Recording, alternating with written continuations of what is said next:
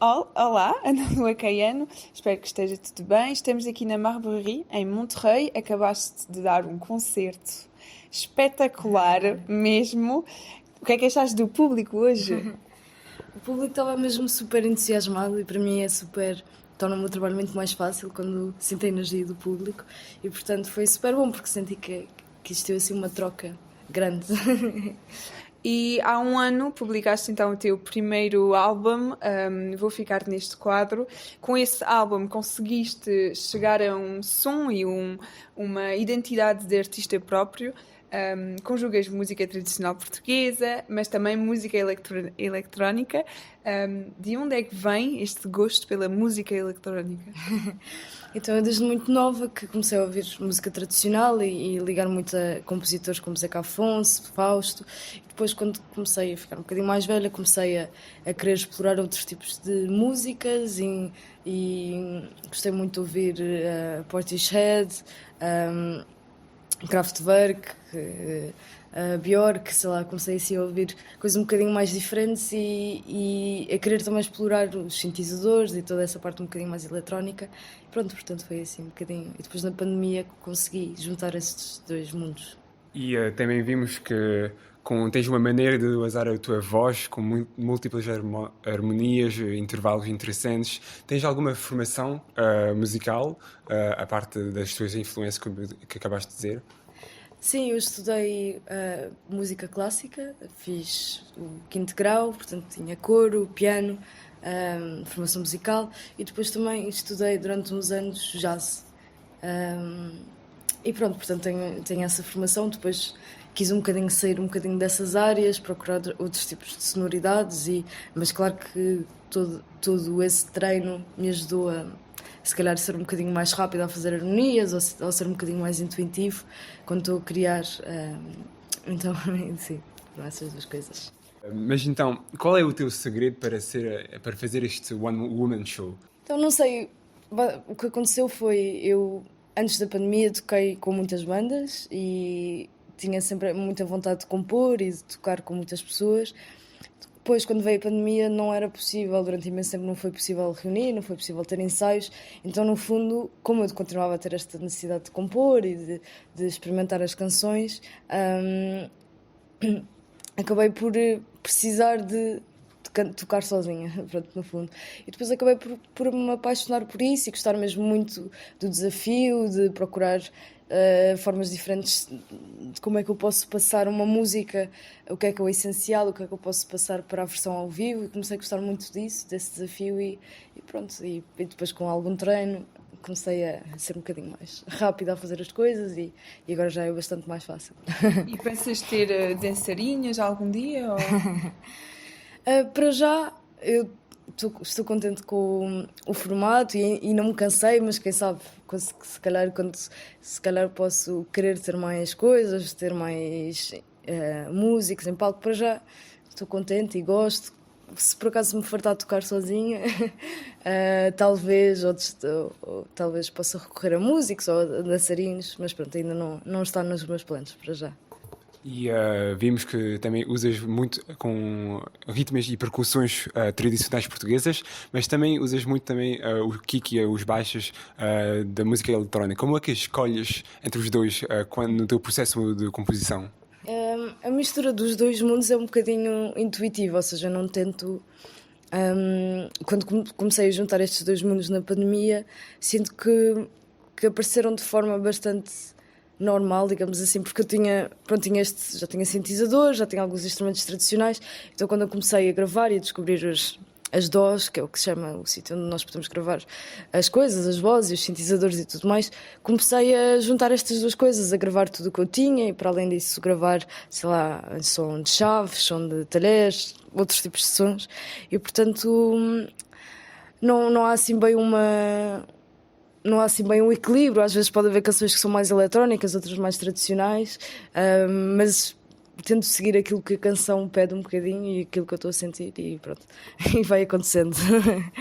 No teu álbum utilizaste também muitos sons da rua, do cotidiano, porquê? É isso, acho que foi como pronto, este projeto nasceu da pandemia. Na altura tinha alguns instrumentos, mas não tinha muitas coisas. Agora já tenho mais instrumentos. Então houve uma necessidade também de explorar, como não podíamos sair de casa, havia uma necessidade de explorar os sons que estavam à minha volta. Pronto, e isso começou um bocadinho dessa exploração, de perceber o que é que eu tenho em casa e o que é que pode ter um som engraçado. E pronto, depois rapidamente também se expandiu para a rua, mas começou muito por pronto, esses sons das chaves, da cadeira, da porta e pronto, tentar encontrar um instrumento nos objetos que nos rodeiam. E além da instrumentação, agora vamos falar um pouco dos teus textos. Falas muito de temas cotidianos, mas com uma maneira de falar um pouco que vai trazer-te numa história supernatural, um lado surrealista. Como é que... Eu tenho esse exemplo da música mais alto do que o meu juízo, que fala mais do medo, da angústia. E qual é a história por trás desta letra? Sim, nas minhas canções é isso, eu tento... a maior parte das canções falam sobre temas do cotidiano, como disseste, e sobre a crise de habitação. Pronto, muitas vezes, às vezes tem assim um sentido de pensamento sobre o que está a acontecer em diversas áreas. E essa canção, Mais Alto que o Meu Juízo, começou por ser... Pois já tinha o refrão na estrada, as buzinas... Pronto, e a ideia era transmitir algum tipo de medo que outra pessoa deixasse, mas que esse medo fosse transmitido. Pronto, tinha um objetivo que era usar palavras que se escrevem da mesma forma, dizem-se da mesma forma, mas significam coisas diferentes. Pronto, então isso foi um bocadinho... Às vezes não se escrevem da mesma forma. Por exemplo, um medo que em comprimentos eu te perca e em longos comprimentos tu fiques... Pronto, portanto, era a ideia do comprimento de distância e de comprimentos de cumprimentar. Pronto, então a ideia era... Pronto, tinha esta ideia de ver uma angústia e um medo e tentar transmitir esse medo com essas palavras. Pronto, depois há o canto e o canto... Pronto, e era um bocadinho também um exercício criativo, no fundo, também. Além dos concertos, há uma parte muito importante da tua identidade musical, que são os videoclipes. Tu trabalhas com a tua irmã, não é? E como é que encontram as inspirações para fazer os videoclipes? Pronto, isto também remota um bocadinho para o tempo da pandemia, porque na pandemia houve uma altura que nós fazíamos uma espécie de desafio, eu fazia uma canção, ela fazia um vídeo, pronto, então a linguagem visual dela começou-se a juntar, digamos assim, à minha música, então quando começámos a fazer coisas mais a sério, fez sentido continuarmos com a colaboração. E pronto, agora nos videoclipes há uma equipa muito maior, tem muito mais pessoas também a pensar sobre os figurinos, sobre o cenário, sobre tudo, mas pronto, começa assim um bocadinho com nós as duas. Às vezes, ultimamente tenho tentado largar um bocadinho o videoclipe, porque eu gosto que ela tenha uma ideia que vá para além daquela ideia que eu tinha passado para a música, e às vezes, como fui eu que fiz as canções, estou muito presa a um determinado ponto de vista, então tento que ela tenha outro ponto de vista para os videoclipes, de uma certa forma trazerem uma nova perspectiva da música.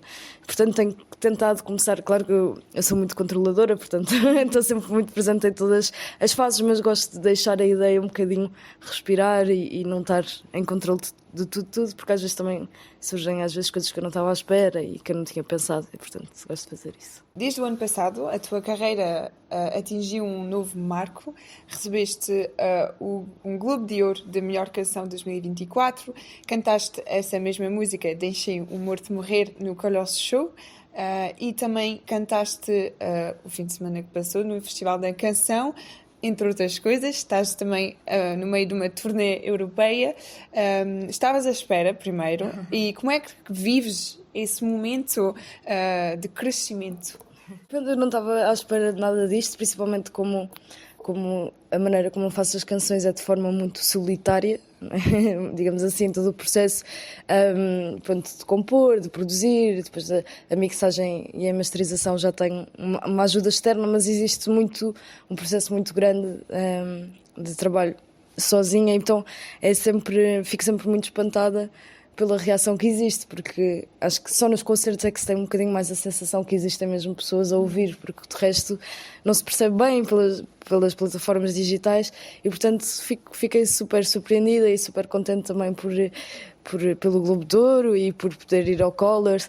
Foi assim experiências muito, muito boas, e também no Festival da Canção é sempre muito bom estar lá.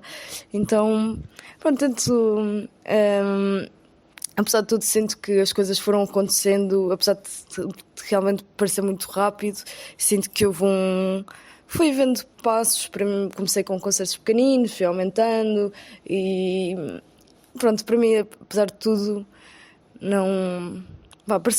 pareceu que foi tudo acontecendo assim de forma natural e... É melhor, porque senão é muita pressão só de uma vez. Sim. E estavas a falar desse lado um pouco solitário, mas, por exemplo, daqui a 2 dias, em Rennes vais tocar em colaboração, não exatamente no mesmo concerto, no mesmo dia, com o grupo asturiano Lufácil. Tens muita proximidade com grupos asturianos, ou ibéricos ou internacionais? Para já, agora estou com a minha ideia que no próximo álbum tenha mais colaborações. Aliás, tenha colaborações, porque até agora só tive uma com a Rossana, que é uma música portuguesa também. Mas a minha ideia é tentar juntar-me a músicos de outros sítios e que também tenham, de certa forma, a identidade musical do país de onde são, e portanto já estou assim a preparar algumas colaborações com músicos franceses e espanhóis e pronto, para já não há assim nada fechado, mas a minha ideia é poder que o meu universo se cruze com o universo de outros músicos e portanto vamos ver. Estou ansiosa. Acabaste de quase responder à minha pergunta. Então o teu último álbum saiu no dia 15 de março e estás a preparar outro, é isso? Eu gosto muito de compor, portanto, logo que acabei este último álbum, comecei a fazer canções novas e a produzir. Claro que existe agora, principalmente como estou em tour e estou a fazer mais concertos, é sempre mais difícil conciliar. Mas sim, já tenho assim algumas coisas prontas ou a caminho de estarem, mas ainda não tenho nenhuma data, nem nenhuma certeza. Também quero fazer as coisas com calma e, portanto é isso. Quando estiver pronto, vai estar. E pronto. Quando estiver pronto, avisas, está bem? Sim. Estamos na última pergunta. Não sei se conheces a Cap Major, imagino que não. É uma associação portuguesa, mas em França, para os jovens lusodescendentes. E então, aqui vem a minha última pergunta. Tens uma mensagem geral do que quiseres para os jovens lusodescendentes? Sim, pronto, acho que é bom continuarem ligados à cultura portuguesa, e até me disseram hoje que há aqui um grupo de adufeiras e eu achei isso super interessante, porque eu sinto que há uns anos as pessoas tinham um bocadinho de vergonha, principalmente há 40, 50 anos, quando as pessoas emigraram, principalmente por causa da guerra, havia muito medo de mostrar a identidade, e eu sinto que é isso, é bom mostrar e ouvir música portuguesa e quem sabe fazer aqui grupos de feiras e de bombos e de cantos alentejano. Acho que é bom também trazer um bocadinho da cultura portuguesa para a França e o contrário, também a música francesa influenciar a música portuguesa, e é isso. Obrigada, e é o que tu fizeste hoje e muito bem. Obrigada. Obrigada.